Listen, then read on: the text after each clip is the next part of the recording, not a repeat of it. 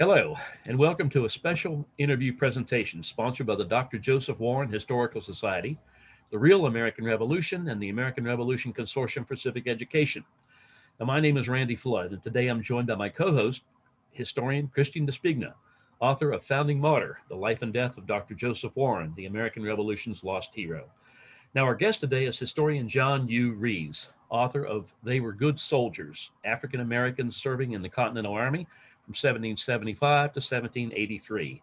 Now, John's been writing about the common soldier's experiences in the War for American Independence for over 30 years, on subjects ranging from Army food and the soldier's burden to women in the Army and military vehicles and watercraft, producing over 150 monographs on these subjects. Now, for 15 years, John served as military food columnist for the quarterly newsletter Food History News. He also wrote 4 entries for the Oxford Encyclopedia of American Food and Drink, 13 entries for the a revised Thomson Gale edition of Boatner's Encyclopedia of the American Revolution, and has contributed to Gastronomica, the Journal of Food and Culture, also to Military Collector and Historian, Muzzleloader Magazine, and Repast, quarterly publication of the Culinary Historians of Ann Arbor. So, John, welcome to the program. And Christian, let's welcome our guest with the first question. Thanks, Randy. You're getting us all hungry with that. But John, let's start out with something that I was curious, right?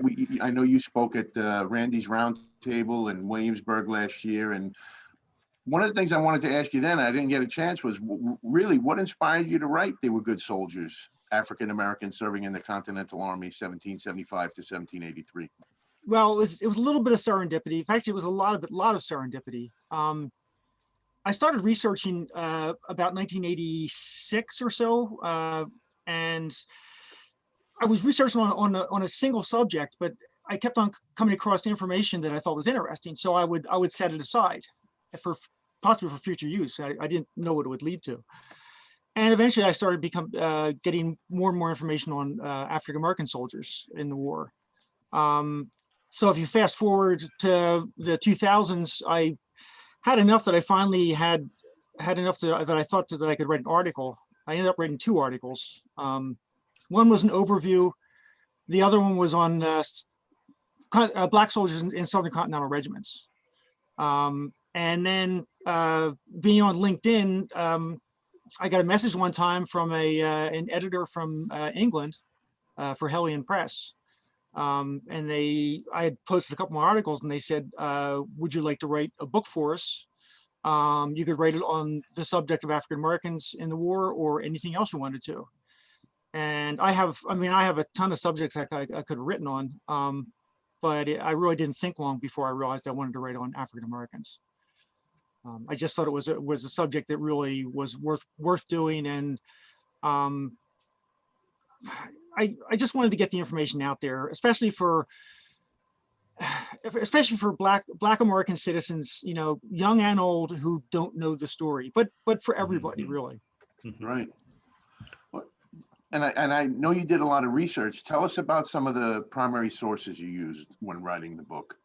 Well, I was hit and miss at first. Occasionally I would come across a pension by a Black soldier during the war. And when I wrote my second article on Black soldiers in Southern Continental regiments, I used, it's called the Southern Campaign Pensions. I can't remember the name of the 2 men who have that website. They're all available online. The pensions are all transcribed. They're fully searchable. And they contain soldiers who either were from the South or fought in the South. So it's a nice selection of pensions. So I used that, as I said, for my first article. Now, when it came to my book, I thought I need to figure out how I can get as many African American pensions as possible. I couldn't just use the Southern site because that was only for the Southern campaigns. I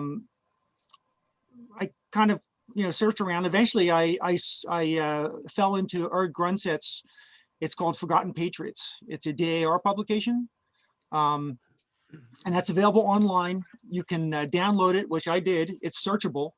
But basically, what I did is I went all the way from the beginning to the end, and it's separated by state. or territory. And I went from, just one at a time. And the nice thing is they tell whether a soldier had a pension or not. They include all the sources for that each soldier, but they tell whether they have a pension or not. So I was able to go in, figure out which ones had pensions, and I basically looked at all the pensions. And I was interested in soldiers with good stories to tell. And that's basically how I did it. Interesting. Well, John, let's give our listeners or viewers a sense of the numbers of African Americans involved in the Revolutionary War. Now, we know that before, around 1770, total population in the 13 colonies was about 1.6 million white, individuals, while the black population was around 468,000. 10 years later, by 1780, the white population was about 2.6 million, and the black population was about 566, or 21%, many of whom, of course, were enslaved. How many African Americans actually fought for the British, and how many actually fought for the Americans?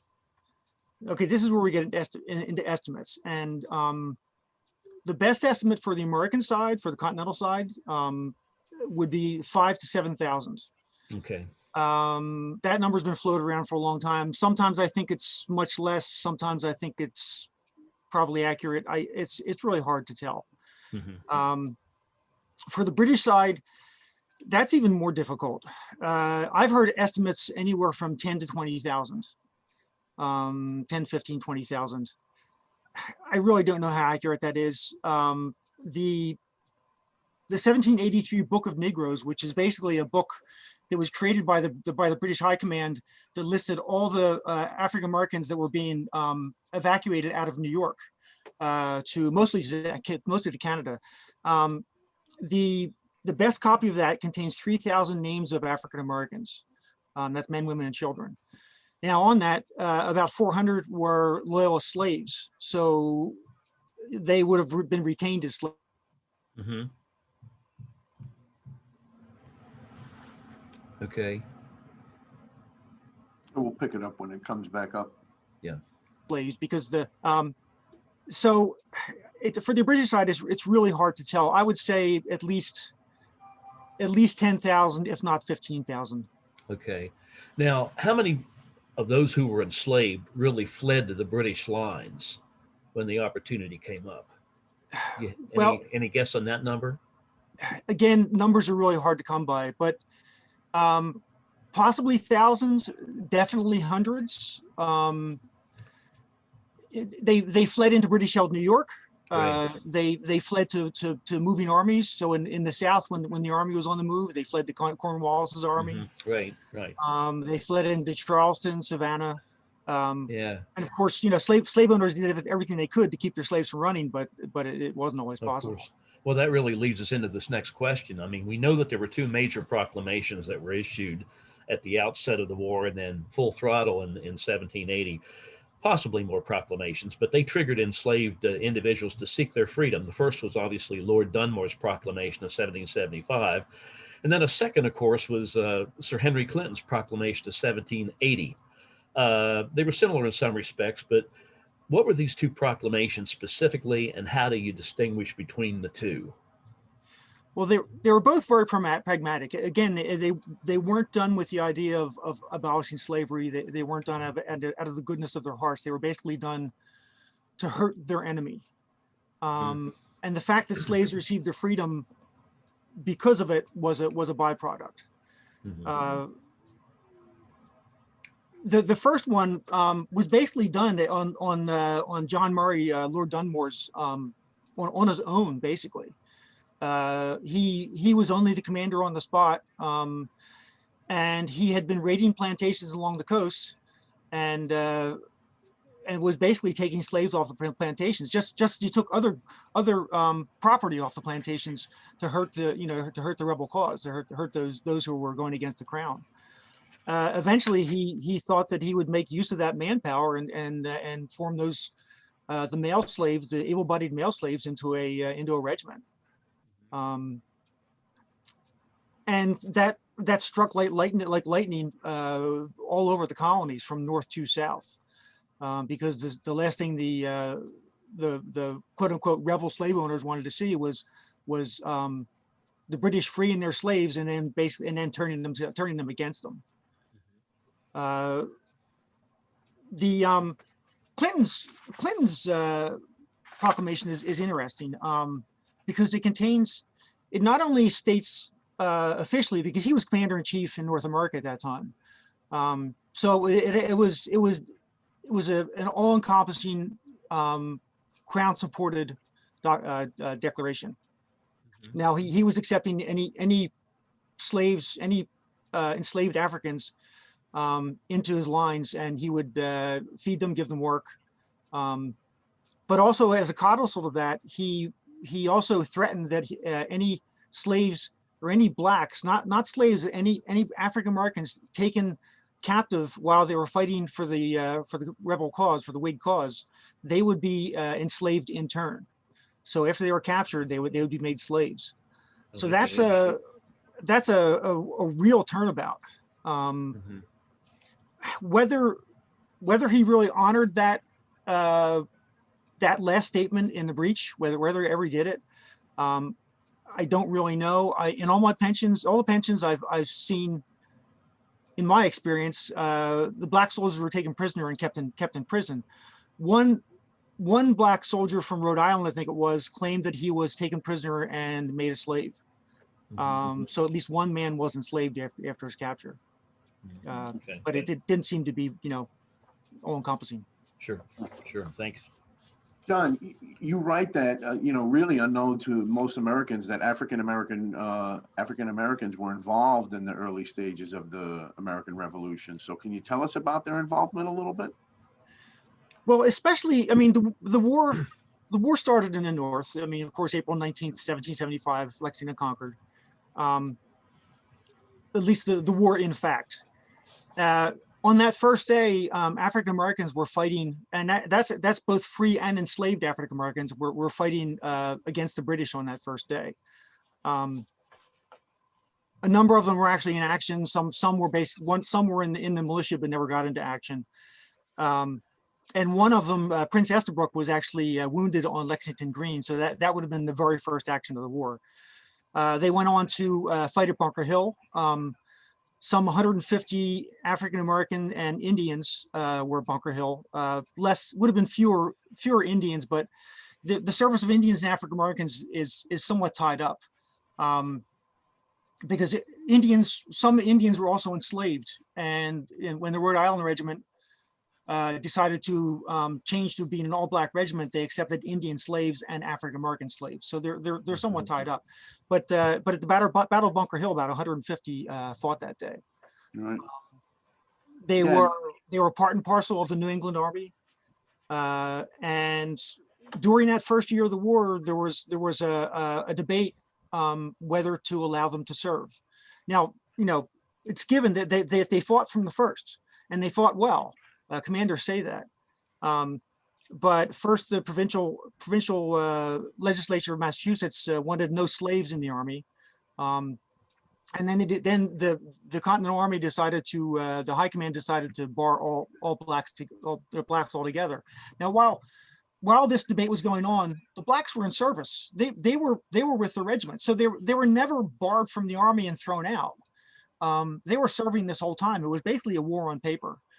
And by the end of 1775, beginning of 1776, Washington and Congress relented and basically allowed mostly freed blacks to serve.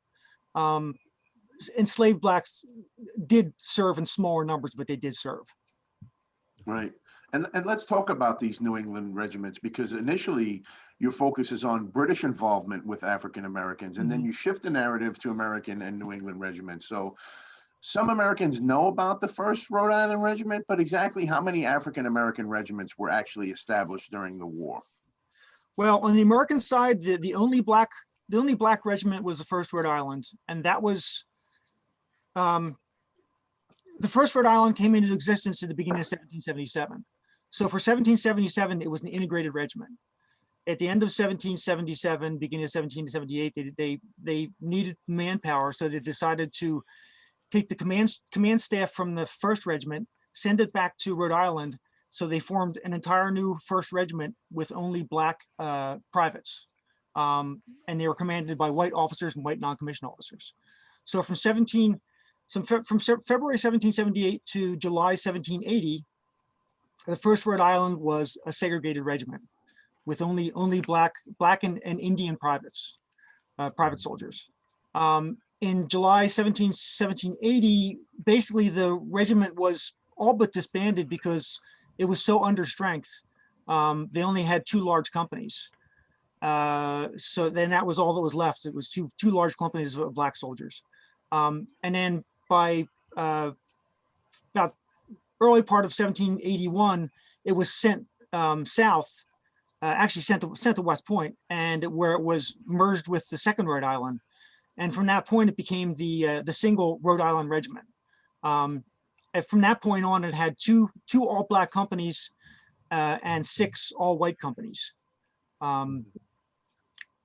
So that's the black regiment for the American Army.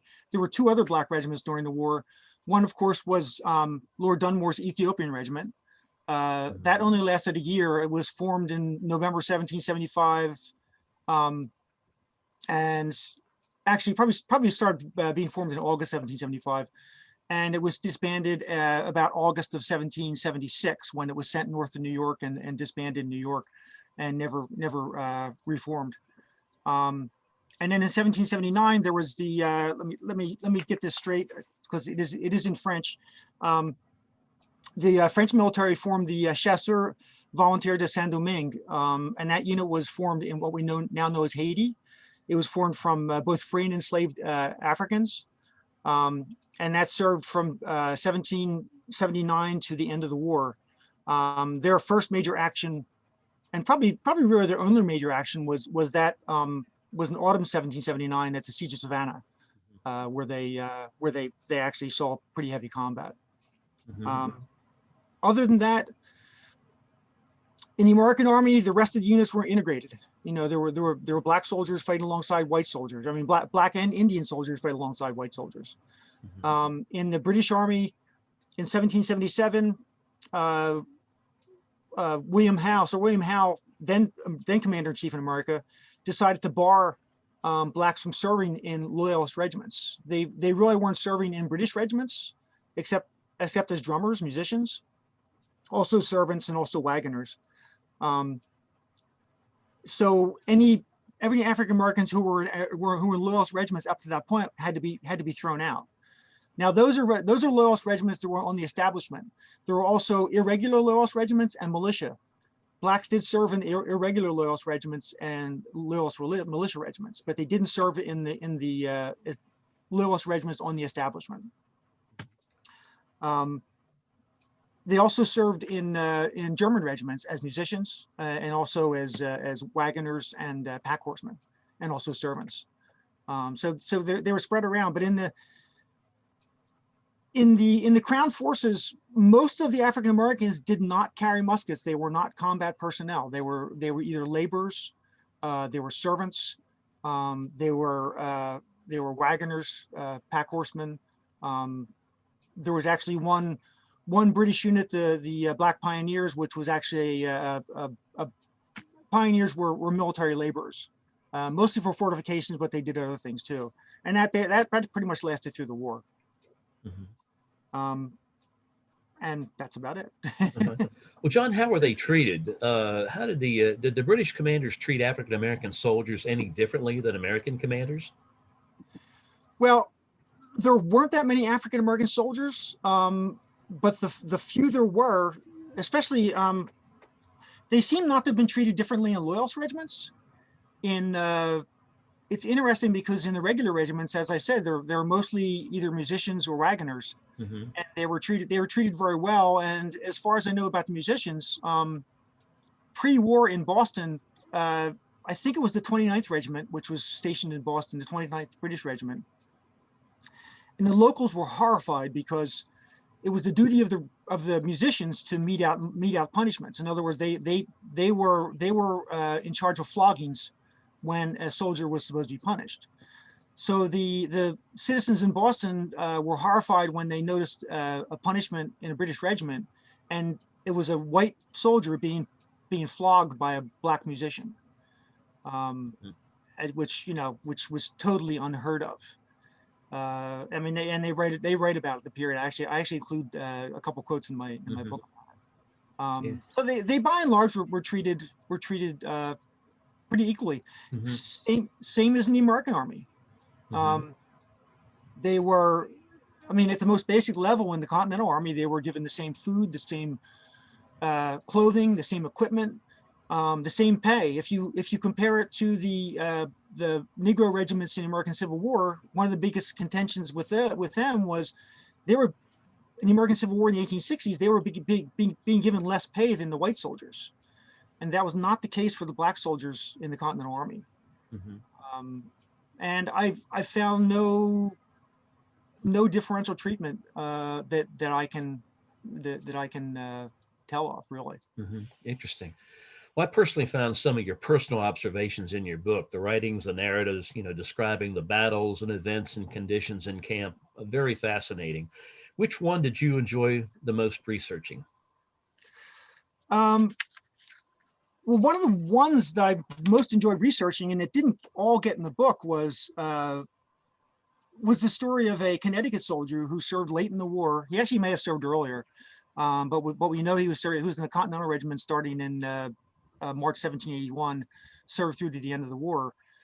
And while he basically saw post or his service was in military posts, West Point, Peekskill, and other points in the Hudson Highlands. Uh, his wife also served with him for 3 to 4 months, and she got smallpox while in the service. And if anybody's read of smallpox, it's a horrific disease. Um, Mhm. I actually just took the information just in the pension file, and I actually turned it into a small biography. It's called Judith Lines, and his name was John Lines, her name was Judith, and it's called Judith Lines, an Unremarked Life. And basically, it's my attempt at a biography of Judith and John, but basically from birth to death. Mhm. And it's just all based on the material in the pension files. The most singular thing about that one, because there's a lot of great accounts, but the most singular thing about that one is the fact that in the pension file she included a letter written home by her husband, Mhm. and it was when she was home. She at that point had 3 children by her former husband. She was taking care of the farm on her own, and he writes about conditions in the army. At one point, he writes he was living on he had to live for 8 days on bread only, which for anybody familiar with the Continental Army, that's not too surprising. Um, Mhm. but he also asked about several things about the house, and how she's doing, Mhm. and just the soldier letters are very common. Soldiers letters are very rare anyway. So that the fact that that was from a black soldier home to his wife was pretty special. Mhm. Well, I noted also in your book that you mentioned African American women who accompanied the army. Well, tell us about them. That's rare that you hear about African American women accompanying the army. Could you give us a little insight there? Well, I first started researching and writing about women with the army in the 1990s, and I've written a number of articles on them. Um, but when I first, and actually for a while, I was aware of at least one African American woman, and it comes from a runaway ad. Her name in the ad was Rachel, but she had previously been called Sarah. So when she ran away, she changed her name in order to not to be found, but they caught her. But the ad talks about that she's a mulatto woman. She's pregnant. She has with her son Bob, um, and she was in the First Maryland Regiment for a good portion of 1778, and pretended to have a husband in the regiment. And at some point, she must have thought that they were um, that somebody was getting close to catching her, and she left the regiment. Uh, and actually, in my book, a friend of mine Bryant White actually did an illustration based on that. It actually says her son has light colored hair, so he had blondish hair. There's another woman, Hannah Till, who actually was a cook for Washington and later Lafayette. And while with Washington's military household at Valley Forge, she gave birth to a son. And about a year later, she purchased her freedom because she was out of Boston, and her master let her keep some of her wages, and she actually put that towards purchasing her freedom. And then, of course, there's Judith Lines. Who was with the Army only for a few months. So you run the whole gamut with women that are they're with the Army for a long period, and some women who had families in the Army, and they gave birth in the Army, to women who were only with the Army for a short portion. And the title of my book is African Americans Serving in the Continental Army, and I purposely did not say African American soldiers, African American men, because even though it's only in an appendix, I wanted to include women in there too. Mm-hmm. Right. And John, we know you did a deep dive into the research. So was there anything that you came across that you found shocking or surprising that you didn't expect? There's a lot of great personal stories. One of them was Jacob Francis, who was not enslaved. He was from New Jersey. He actually, I live on the Delaware River, north of Philadelphia. He actually lived right across the river from me. He was an indentured servant. His indenture was sold, and he was taken up to New England. Went with his master to the Caribbean. Came back to New England. His indenture was sold again, and at 21 years of age, his indenture ended, so it became free. So he was from New Jersey. In 1775, he ended up joining the Massachusetts Regiment. So that Massachusetts Regiment went all through the New York campaign, and eventually ended up in the Battle of Trenton. Right after the Battle of Trenton, it was a one-year regiment. He was discharged at Trenton, and he went back home. And then he served in the New Jersey militia for the rest of the war. After the war, as I say in my book, he struck another small blow for freedom. He actually purchased the freedom of he married an enslaved woman in another household, and he purchased her freedom after their marriage. It's just a really interesting story. And then his no, I'm actually mixing his story up with Judith Lines, because Judith Lines actually later on writes about that her son Benjamin was wounded and died of his wounds received at the Battle of Chippewa. So, there are these stories about family, sometimes not directly connected with the Revolution, that are really interesting. There's soldiers who talk about being born on the ship coming over from Africa on a slave ship, being born on a ship, or remembering, coming over as a child on the ship from Africa. And these men became soldiers later. As I said, enslaved men did serve in New England, by and large, not always, because it wasn't really written in stone, but by and large, enslaved soldiers who served in New England were given their freedom in reward for their service. In Virginia, slaves were serving; they were supposed to, but they did. And right after the war, they passed an act that would give any slaves who had served as soldiers, give them their freedom. So even north and south, there was a recognition of enslaved soldiers' service. Right. There's little things like slaves having their names changed. I mean, it's pretty common for slaves. If you're purchased by somebody, sometimes you would have your name changed because there are already too many Bens in the household, so they would just change your name on a whim. Some of them had their names changed. They have a name change assigned by officers. Some changed their name after they were freed. So which was it was a real symbol of their new freedom. They had the right to choose their own name. And I was really surprised with the number of men who had name changes during and after the war. Little things like that. It's just really fascinating. Right. And so let me ask you this then, what's the hope for the book? What's the major takeaway that you want readers to walk away with after they read this book? Well, one of the things is, there are several. One of the things is that if you would read their accounts, you would not know they were African American soldiers. They had the same experiences as white soldiers. They saw the same service. They suffered the same, the same trials and tribulations. They enjoyed the same bounty when on the odd occasion there was bounty in the Army. So they were soldiers. They weren't black soldiers. They were soldiers.